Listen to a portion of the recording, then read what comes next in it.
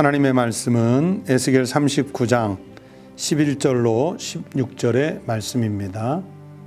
그날에 내가 곡을 위하여 이스라엘 땅 곧 바다 동쪽 사람이 통행하는 골짜기를 매장지로 주리니 통행하던 길이 막힐 것이라 사람이 거기에서 곡과 그 모든 무리를 매장하고 그 이름을 하몬곡의 골짜기라 일컬으리라. 이스라엘 족속이 7달 동안에 그들을 매장하여 그 땅을 정결하게 할 것이라. 그 땅 모든 백성이 그들을 매장하고 그로 말미암아 이름을 얻으리니 이는 나의 영광이 나타나는 날이니라. 주 여호와의 말씀이니라. 그들이 사람을 택하여 그 땅에 늘 순행하며 매장할 사람과 더불어 지면에 남아있는 시체를 매장하여 그 땅을 정결하게 할 것이라. 7달 후에 그들이 살펴보되 지나가는 사람들이 그 땅으로 지나가다가 사람의 뼈를 보면 그 곁에 편말을 세워 매장하는 사람에게 가서 하몬곡 골짜기에 매장하게 할 것이요 성읍의 이름도 하모나라 하리라. 그들이 이같이 그 땅을 정결하게 하리라. 오늘 우리에게 주신 하나님의 말씀입니다.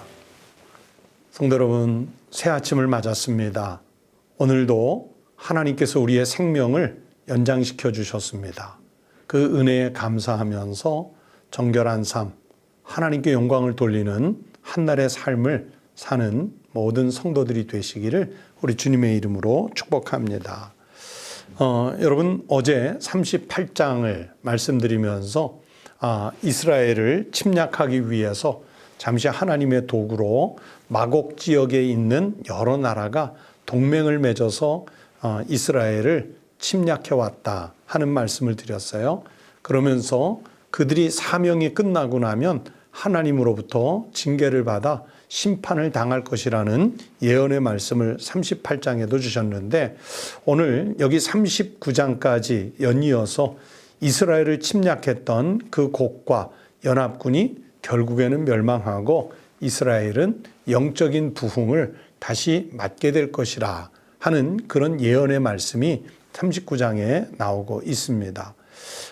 여기 39장은 짧게 여러 단락을 나눌 수가 있어요. 첫 번째 1절부터 8절은 동맹군들, 그 동맹군들이 파멸당할 것이라는 말씀이고, 그리고 9절, 10절, 2절은 하나님의 심판 이후에 그들이 얼마나 황폐해졌는지 말씀하고요.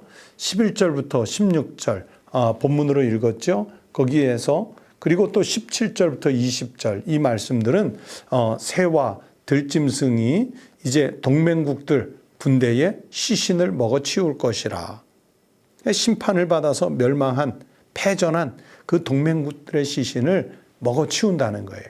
그리고 21절부터 24절은 심판 이후에 결국은 무엇이 드러나느냐? 하나님의 영광이 드러날 것이라. 그리고 25절부터 29절은 이스라엘은 그러면 포로에서 귀환하게 되고 이제 영적 침체에서 벗어나서 하나님의 선민으로서 영적인 부흥을 다시 맞이하게 될 것이라. 그런 말씀들로 여기 39장이 구성되어 있습니다. 이 곡과 그 동맹군이 침략할 때 이스라엘의 형편은 어땠을까요? 38장 11절 말씀에 보면 당시 이스라엘의 상황이 나와 있어요. 말하기를 내가 평원의 고을들로 올라가리라. 성벽도 없고 문이나 빗장이 없어도 염려 없이 다 평안히 거주하는 백성에게 나아가서. 보세요. 성벽이 없답니다. 문이 없답니다. 빗장이 없답니다. 그 얘기는 뭐예요? 고대 시대 때 성이 없고 성벽이 없고 빗장이 없다는 얘기는 다 열렸다는 얘기인데 너무 평화로워서 열렸을까요? 아닙니다. 그런 것들을 세우고 그런 것들을 보수할 수 있는 형편이 안 됐다는 얘기예요. 아주 허술함 그 자체를 얘기하는 거예요. 그런 곳에 이 막강한 동맹군들이 쳐들어옵니다. 이방 군대가 쳐들어옵니다. 그러면 이스라엘 군대와 그 동맹군이 맞닥뜨려서 전쟁을 했을 때 여러분 전쟁의 승패가 어떻게 나올까요? 이스라엘 입장에서는요, 그 연합군 동맹군을 절대로 이길 수 없는 그런 싸움이겠지요. 그런데 동맹군이 이겨야 정상인 전쟁에서 결과는 어떻게 됐을까요? 물론 처음에는 이스라엘이 지지요. 쫓기는 것 같지요. 마지막 최종 결과는 동맹군이 참패를 당합니다. 참패를 당해요. 어떻게 그런 일이 벌어졌을까요? 하나님께서 개입하셨기 때문입니다. 하나님이 이기게 하셨기 때문입니다. 하나님이 친히 군사가 돼서 이스라엘 백성들을 대신해서 싸워주셨기 때문입니다. 왜 하나님이 그렇게 하셔야만 했을까요? 첫 번째는 하나님 영광을 위해서입니다. 하나님 자신의 영광을 위해서예요. 6절 말씀에 보면 이런 말씀이 있습니다. 내가 또 불을 마곡과 및 섬에 평안히 거주하는 자에게 내리리니 내가 여호와인 줄을 그들이 알리라. 이방의 그 동맹군들이요, 하나님이 하나님이신 줄 모르고 공격해 오는 거예요. 그래서 그들에게, 이방 민족들에게 하나님을 알게 하기 위해서 하나님이 개입하신 거예요. 7절도 비슷한 말씀입니다. 내가 내 거룩한 이름을 내 백성 이스라엘 가운데 알게 하여 다시는 내 거룩한 이름을 더럽히지 아니하게 하리니 내가 여호와 곧 이스라엘의 거룩한 자인 줄을 민족들이 알리라 하라. 보세요. 하나님은 하나님 자신의 영광을 위해서 싸우시는 거예요. 그러니 이기지요. 주권자이시고 통치자이신 하나님이 그래서 이기시게 하시는 것입니다. 그렇게 하나님은요, 하나님 자신의 영광을 사람에게 의존하지 않습니다. 하나님 자신이 그 거룩함을, 그 영광을 지켜내시는 거예요. 그래서 이스라엘 백성들, 하나님의 자녀들이 하나님의 영광 때문에 보호를 받는 것입니다. 그러니까 우리는 이 하나님의 영광 때문에 보호를 받기 때문에 하나님의 전적인 은혜지요. 당연히 하나님께만 영광을 돌리는 삶을, 그래서 우리가 살아야 할 책임과 의무가 부여된 것입니다. 또 두 번째는요, 하나님께서 왜 직접 군사가 되셔서 싸우시냐면 하나님과 이스라엘 민족의 유대, 연대를 확인하는 거예요. 하나님 따로, 이스라엘 민족 따로, 그것이 아니라 유대 관계, 하나님과 이스라엘 백성 사이의 특수한 관계, 연합의 관계, 그것을 확인하는 거예요. 22절 말씀을 제가 읽어드립니다. 그날 이후에 이스라엘 족속은 내가 여호와 자기들의 하나님인 줄을 알겠고, 여러분, 이스라엘 백성들에게 하나님이 자기들의 하나님이라는 것을 깨우쳐 주시는 거예요. 이스라엘은 하나님의 백성이고 이스라엘에게 하나님은 자기들의 하나님인 거예요. 인간의 언어로는 설명할 수 없는 유대 관계, 연대 관계를 확인하는 거지요. 여러분, 죄인들은 가급적이면 하나님과 멀어지려고 합니다. 어리석은 자들은 이 세상에 하나님이 없다 하는 삶을 살려고 하지요. 그러나 이스라엘 민족이 사는 유일한 길은 하나님과 연합해서 하나님의 백성이 되고 하나님이 그들의 하나님이 되어주실 때 사는 거예요. 그런 것처럼 여러분, 우리가 사는 길도 마찬가지입니다. 여러분, 우리가 무엇으로 살 수 있을까요? 돈이 있으면 영생합니까? 지식이 높으면 영생합니까?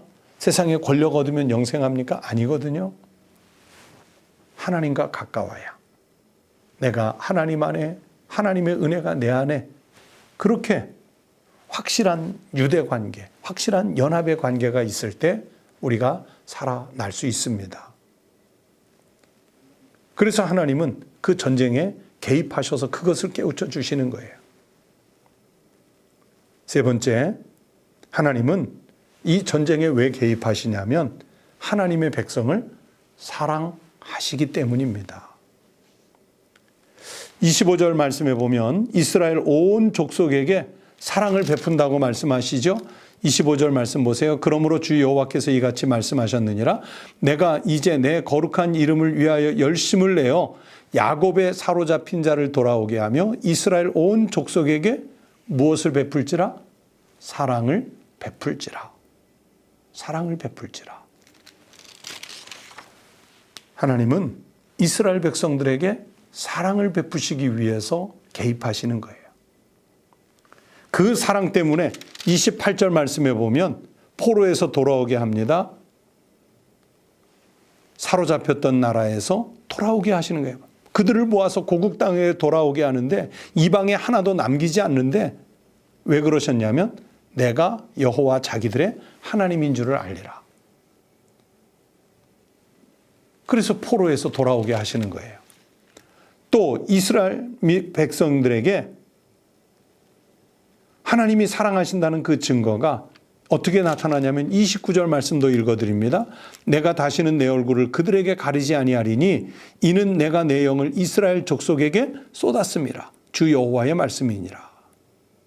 하나님께서 하나님의 영을 이스라엘 족속에게 왜 쏟을까요?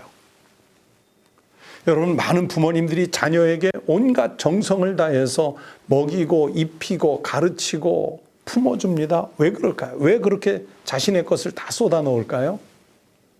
사랑하기 때문에. 사랑하기 때문에 개입하잖아요. 그래서 하나님의 영을 이스라엘 민족에게 다 쏟아 넣어주시는 거예요. 사랑의 모습이죠. 그러므로 하나님의 백성은요, 무슨 힘으로 사느냐? 하나님의 사랑의 힘으로 사는 거예요. 예수 그리스도가 우리에게 왜 오셨어요? 요한복음 3장 16절이 말씀하시지 않습니까? 하나님이 세상을 이처럼 사랑하사, 하나님이 세상을 이처럼 사랑하사 독생자를 주셨으니 이는 그를 믿는 자마다 멸망하지 않고 영생을 얻게 하려 하심이라. 사랑하기 때문에 오셨습니다. 그래서 그를, 그 사랑을 믿는 자마다 영생하도록 지켜주시는 거예요. 여러분, 우리가 돌아갈 곳이 어디겠어요? 하나님 품입니다. 하나님께로 돌아와야 살 수 있습니다. 성령을 사모하시고 전적인 주님의 은혜를 사모하셔서 하나님께로 돌아가 그 힘으로 사시기 바랍니다. 그러면 이 마곡의 연합군 같이 강성한 군대가 오늘 이 시대 우리에게 침략해 온다 할지라도 우리를 지키시고 우리를 사랑하셔서 그리고 나아가 하나님 자신의 영광을 보존하시려는 하나님 은혜로 살게 해 주실 줄로 믿습니다. 이 믿음을 가지고 거룩한 승리하는 삶을 살아가는 우리 모든 믿음의 성도들이 되시기를 주님의 이름으로 축원합니다. 기도하시겠습니다. 하나님 아버지, 감사합니다. 우리가 비록 하나님의 백성이라 그렇게 하지만 사는 곳에서 마치 이스라엘 민족이 마곡의 동맹군들의 침략을 받듯이 어둠의 세력들로, 음해하는 세력들로, 죄악의 세력들로부터 공격을 받으며 살고 있는 저희들임을 주님 앞에 아뢰옵니다. 주님, 이스라엘 민족을 사랑하시기에 친히 하나님께서 군대가 되셔서 저 이방 민족으로부터 이스라엘 백성들을 보호하시고 하나님의 영광을 보존하시고 저들에게 하나님께서 친히 그들의 하나님 되심을 알리시며 사랑을 베푸셨던 것처럼 하나님, 오늘 우리가 살고 있는 이 상황 속에서, 이 시대 속에서도 우리도 하나님의 사랑을 받아 하나님 영광 보존을 위해 하나님 뜻대로 살아가는 백성이 되게 해 주시옵소서. 오늘 우리가 치르고 있는 이 영적 전쟁, 전투에서 하나님께서 친히 성령님으로 하나님의 군사가 되셔서 우리로 싸워 이기게 하는 담대한 믿음을 갖게 하여 주시옵소서.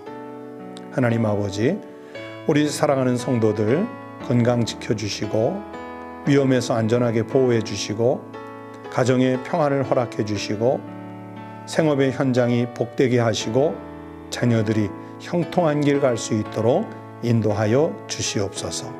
우리의 간구와 우리의 기도와 우리의 감사와 우리의 도고를 주님께서 들어 주시옵소서. 거룩하신 우리 주님, 예수님 이름으로 기도드리옵나이다. 아멘. 함께 기도하실 제목을 나누겠습니다. 첫 번째는 우리 교회와 그리고 한국 교회가 이 침체된 위기 속에서 다시 일어나서 하나님의 영광을 크게 나타낼 수 있도록 기도해 주시기 바랍니다. 영적 부흥이 일어날 수 있도록 기도하셔야 돼요.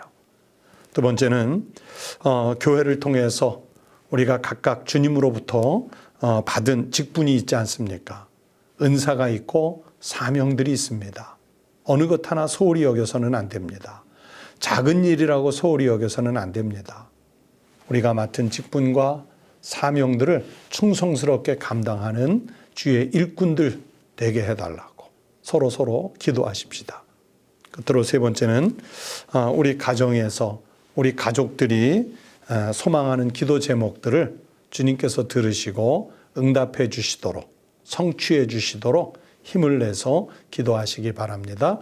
이 시간 다 함께 기도드리겠습니다.